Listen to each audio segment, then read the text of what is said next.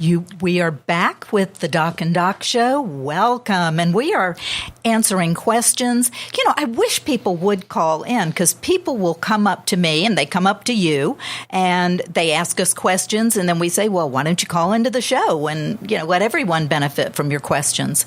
So please do try to call us, 298-5487. The lines are open. They are wide open. But, I think I talk to more people in the community than on the show. Because Me too. I don't know why they'd be shy to call even with a surname. Yeah, Mary and Bob. That's what we named them last week. It's Bob from Tonga.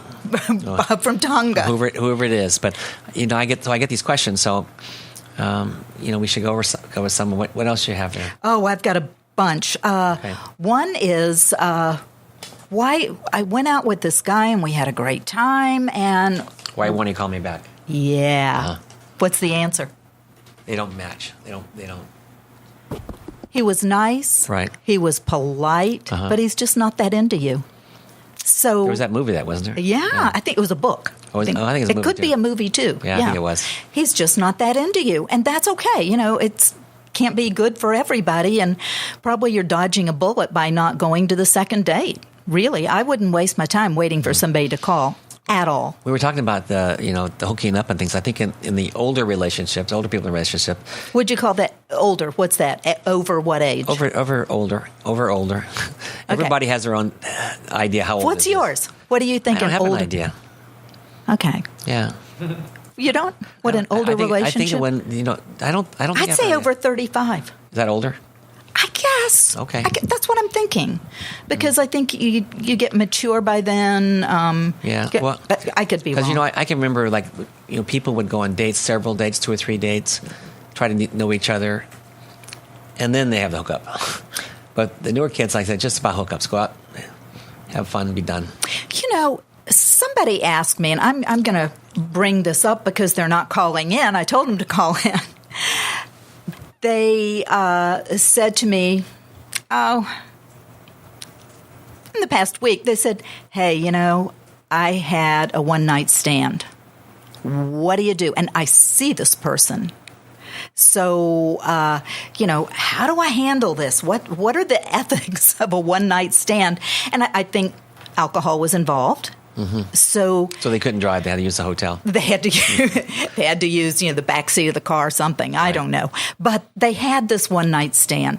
They still want to be able to see the person and not run into a corner or down the alley when they see them. So what are the ethics and how do you handle that? And it's not just the millennials. I think that happens to people even older. They have one-night stands, and then the next morning, it's like, oh, I can't believe I did that. Uh-huh. What are your suggestions for a one-night stand?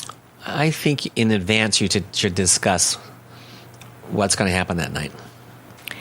That sounds good, but if you're drinking, it just happens. Well, I think you should have a reminder somehow. I don't think there's discussion. I think there's, hot passion. There's got to be discussion because they make it to some place, a hotel, a backseat, wherever it is. They make it so there has to be some discussion. I don't think there is discussion. What do you think? I don't know. I don't think there's much. When it comes to those kind of things, I feel like one-night stands are...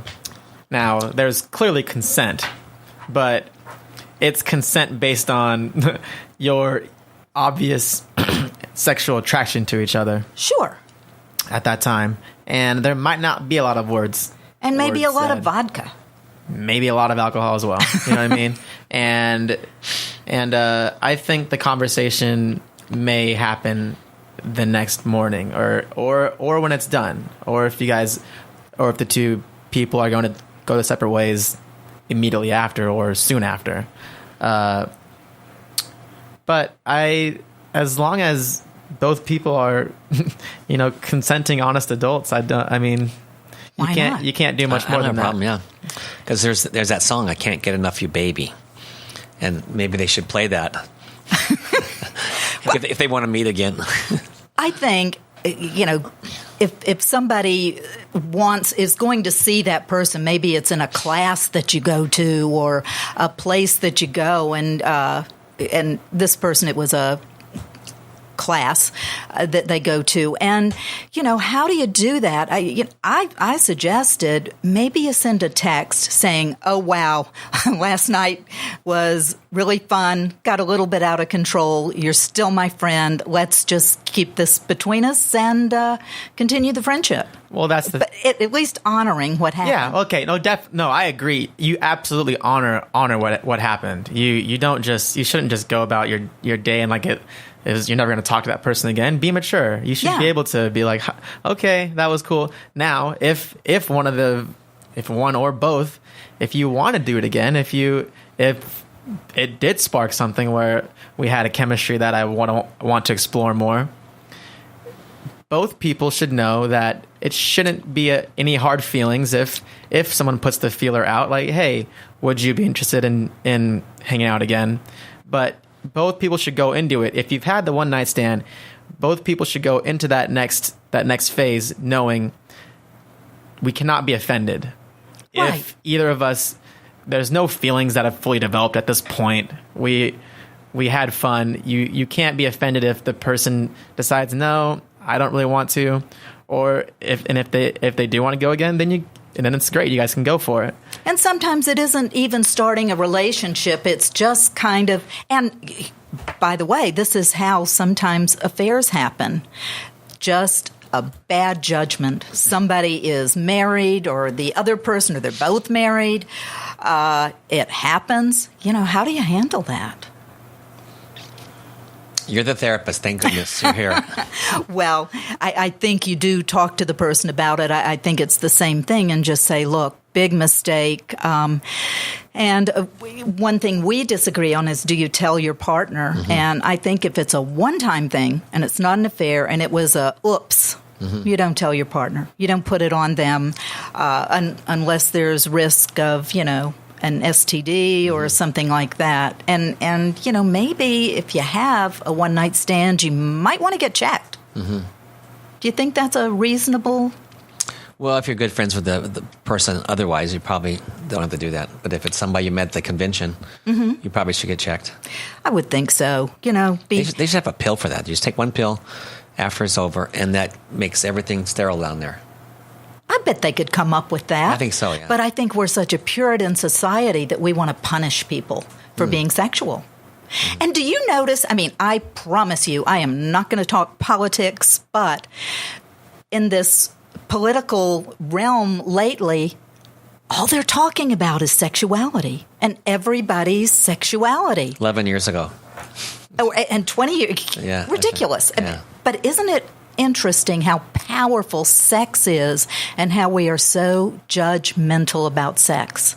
I'm not going to talk about who or anything, but it's just a big topic. And so we're trying to absolutely take it out of the closet. Well, I was talking to some of my friends about that, and I said, you know what? Probably most men can never be the President of the United States because of whatever actions, whatever we thought, or whatever we did in the past. So it really gets diluted down by the time they can run for president. They're either perfect, or they think their secrets are so well hidden, or they don't care. Right. But yeah, probably most men could not be president of the United States. Right. Yeah. Don't know about women. I don't know either. But I've got some. Are you done with that? I have a couple of things. Yeah. Okay. One is this is just news. This is just important for a couple of people. One, it's flu season time. Yes. So right now is the best time to get the flu shots because the longer they're in your system, the better they work. So if you get a shot today, it's going to be working great by flu season, which is in the year. So line up at Dr. Jenkins' office, form a line, and do you give the shot or does a nurse give the shot? No, they just get in the line and they give the needle to the person in front of them, and then turn around and you give the shot and then you pass it down, new needle. And so everybody just... Yeah, you get good friends. That's one way to meet people. That's a way to meet people. No, actually, I don't give the shots, but I can. You know what? I think most physicians don't. Probably not. Yeah. I don't think I give some, if it's crowded in the office and I don't want to wait any longer, I'll give whatever shot it is. Yeah. Because, people only can do so much in an office. Of course. It gets backed up sometimes. So you've got the shot person, the flu shot person. The medical assistants, yeah. Okay. Yeah. Very good. But the other thing is, I think it's good is the Gardasil. You know what Gardasil is? that is the vaccination that they give the people, young people, so they won't get HPV, Yes. human papillovirus, which Yes. is basically warts. You know, and it for guys, they usually get it on the penis and they get it inside the bladder. For women, they get it on the cervix. So when people have pap smears, they'll show up and it has to be treated somehow. It's very common, isn't it? It's very common. But the vaccine has been out for 4 years now. But what they've done is they stretch it out both ways. They made you can get it. You start getting it at 9 and up to 14. So anytime between that, it used to be 10 and 13. But in some parts of the world, sooner it happens. Now, why are people opposed to bringing their son or daughter in at age 9 or 10 to get that? I don't know why they're opposed, but I think it has to do, like you were talking about, it was about sex. If they're going to have sex, They're going to. yeah. I talk to parents, your kid's going to eventually have sex, and maybe he drinks something. Just make him wise about it. Tell him what your rules are. Education, where things used to be about abstinence all the time. Well, if we teach about sex in the schools, or we have this, then that means they're going to do it. Actually, all the studies show that they're going to be more conservative, and they're going to take care of themselves in a healthier way. Right. So, I don't know. We've got to get over that. Got to get over that. I think you're right. But I don't know what culture actually is so open about it. You don't think any? I don't know of any culture which is so open about sex. It's always like around the world, you don't see people making love in the street. Well, no, but that isn't being open about sex. I think it's just being educated about sexuality and being responsible about it. I mean, Sweden aren't they fairly open about sexuality? They don't do it in the street. You're right, because that would be lewd. Right. So, the other news I have is in Italy, they've come up with a good way to tell you if you have a chance to get prostate cancer. How? Well, what they've done is they've taken 1,500 males and measured their penis, and at the same time did a test for prostate cancer. And what they found is that the smaller penises have a bigger risk. Oh my! Seriously? Seriously, I'm serious. It was done by a researcher in Florence named G. Paul, like Pope Paul. G. Paul. Why would that be?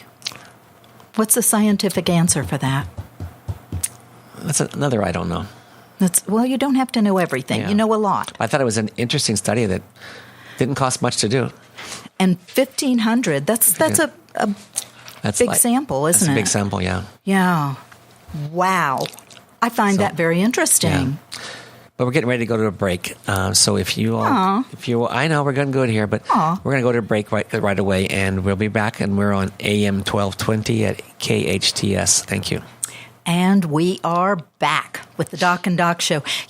During the break, Dr. Jenkins and I have better conversations sometimes. I think we're afraid of the microphone. Are we afraid?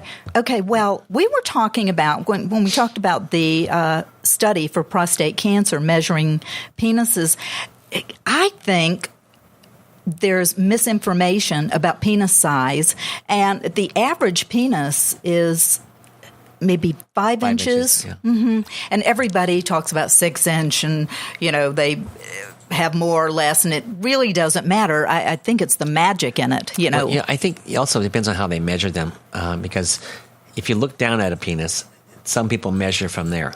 Oh. But there's a third of the penis is also tucked inside the scrotum, which becomes erect but doesn't stick out very big. But it gets full of blood like it's like the rest of the penis. So I don't know if some people measure from the top or they go down and measure the bottom. So we're talking about an erect penis. Right. Is okay. All right. Because, if it's not erect, it's going to be less. It's going to be less, much less. Yeah.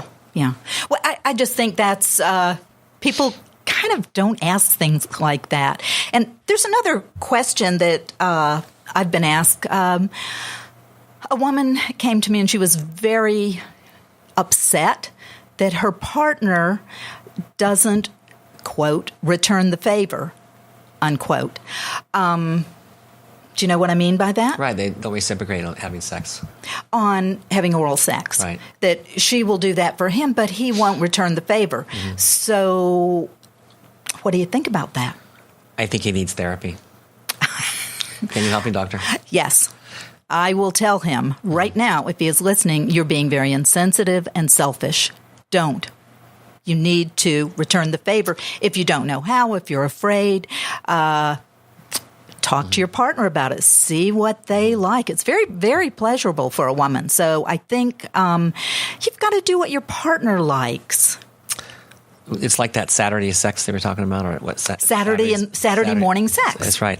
So duty sex. That's right. Sometimes you have to help each other out, and it may not be wonderful for you, but you're there for the partner for that. And that's part of a committed relationship, definitely. So that was a question that I was asked. Well, I'm going to tell you about some future shows. We're going to have Flynn back one time. Okay, she's fun. And maybe Alicia back one time. Okay. And also, I have an acquaintance. Her name is Tammy Irwin. Okay. And she is an actress, and she was in a child series. And that series is called Pippi Longstockings. Sure. So, and after she still does stuff in the community, but she might come on and talk about her life and the sexuality of her life, because she was like a little, and she's like 5, 7, 8, 9 when she was a show. So, she was kind of a sex object for some weird people, so she can talk about that. I think that would be interesting. We do want people who do online dating to come on, have a few guests, and let's just have a real conversation about it and their experience. We would love that. I'm also going to try to call some people and members of the LGBTQ community in Santa Clarita. They're out there, and I think it would just be a great service to have them on and say where people can go if they're questioning or how they feel, and meeting other people. I think that would be a healthy group to come on. Well, I think also you had an idea about having maybe a remote at one of the quote-unquote porn shops that has the toys and things like that? Yeah, sex toys. Yeah, sex toys, yeah. 50% of women adult women, own sex toys. So, we've got to kind of come out of the closet on that and do a good, responsible job. There are some wonderful places that you can find sex toys, and it will normalize that for a lot of people who may be a little afraid or think it's... But it'd be interesting to see what the owner of the store says about what is preferred and what people like, what they don't like. Yeah. So let's not even use the word porn. Let's just use sex toys. Sex toys. Okay. Yeah. So we have a lot that we're wanting to talk about, and certainly if you have any ideas, email us at doc@hometownstation.com. And this is Gregory Jenkins, Dr. Gregory Jenkins and Dr. Curts, and we're closing off the show right now. We'll be back next week at the same time. This is AM 1220 KHTS. Thank you.